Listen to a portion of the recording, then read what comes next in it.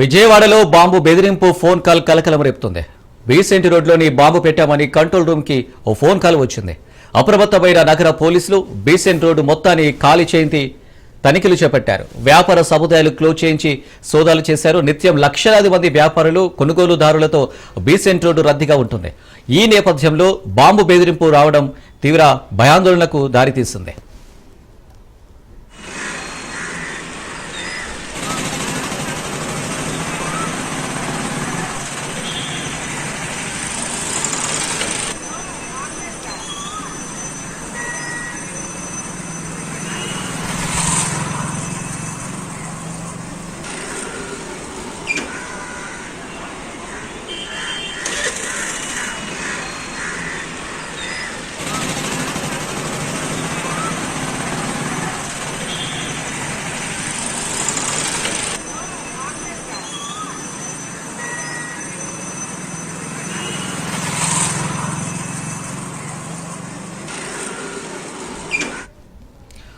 విజయవాడలో బాంబు బెదిరింపు phone call కలకలం రేపుతుంది. బీసెంట్ రోడ్లో బాంబు పెట్టామని కంట్రోల్ రూమ్ కి ఓ ఫోన్ కాల్ వచ్చింది.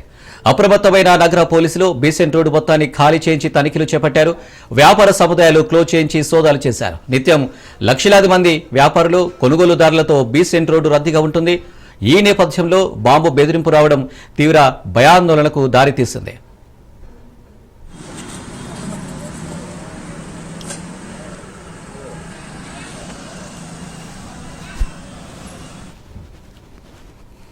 రైట్గా దీనికి సంబంధించి మరిన్ని డీటెయిల్స్ విజయవాడ నుంచి మా ప్రతినిధి శ్రీనివాసు లైవ్ లో అందిస్తారు. శ్రీనివాసు, చూడొచ్చు విజయవాడ బీసెంట్ రోడ్లో నిత్యం లక్షలాది మంది వ్యాపారులు కొనుగోలుదారులతో బీసెంట్ రోడ్ రద్దీగా ఉంటుంది. ఈ నేపథ్యంలో బాంబు బెదిరింపు కలకలం రేపుతుంది.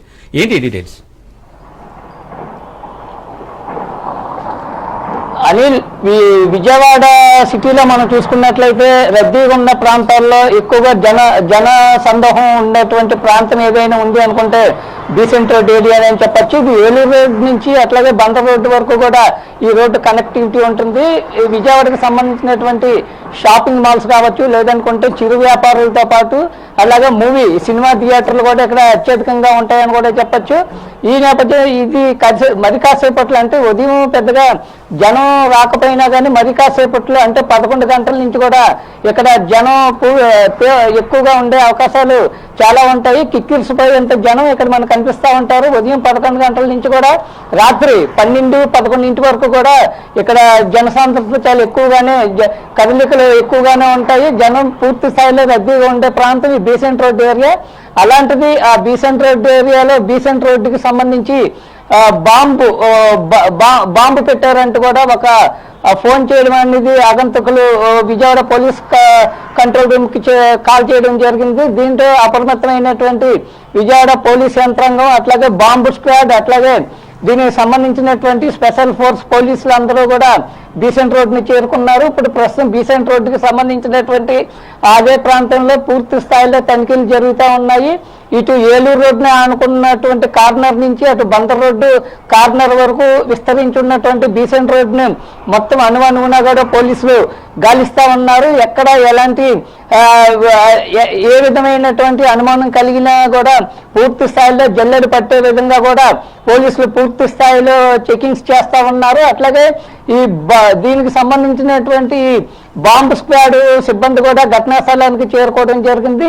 మొత్తం ఆ ఏరియాకి సంబంధించినటువంటి బీసెంట్ రోడ్లో ఉన్నటువంటి షాపింగ్ మాల్స్ కావచ్చు, లేదనుకుంటే అక్కడ ఉన్నటువంటి చుట్టుపక్కల సరౌండింగ్ ఏరియాలో కూడా ఏ విధంగానూ ఎక్కడ కదలికలు, అంటే గుర్తు తెలియని వ్యక్తులు ఎవరైనా ఉన్నప్పటికీ కూడా వాళ్ళందరినీ కూడా పిలిపించి మొత్తం వాళ్ళందరినీ కూడా కొంతమందిని అదుపులోకి తీసుకోవడం జరుగుతూ ఉంటుంది. ప్రస్తుతానికైతే పోలీసులు తెలిపిన సమాచారం ప్రకారం అయితే బాంబు జాడ అనేది ఎక్కడా కనిపించలేదు. కావాలని కొంతమంది గుర్తు తెలియని వ్యక్తులు దీన్ని కావాలని చెప్పి ఫేక్ కాల్ చేయడం జరిగిందని నేపథ్యంలో కూడా పోలీసులు చెప్తా ఉన్నారు. ఇది పూర్తిగా ఫేక్ కాల్ గానే పోలీసులు నిర్ధారించే అవకాశం కనిపిస్తా ఉంది. మరోవైపు విజయవాడ పోలీస్ యంత్రాంగం దీని ఇంత పూర్తి స్థాయిలో అప్రమత్తం అవడానికి ప్రధాన కారణం మన దేశవ్యాప్తంగా చూసుకున్నట్లయితే పహల్గాం దాడిని దృష్టిలో పెట్టుకొని ఇప్పుడు అన్ని ప్రాంతాల్లో కూడా దేశవ్యాప్తంగా చూసుకున్నట్లయితే అన్ని ప్రాంతాల్లో కూడా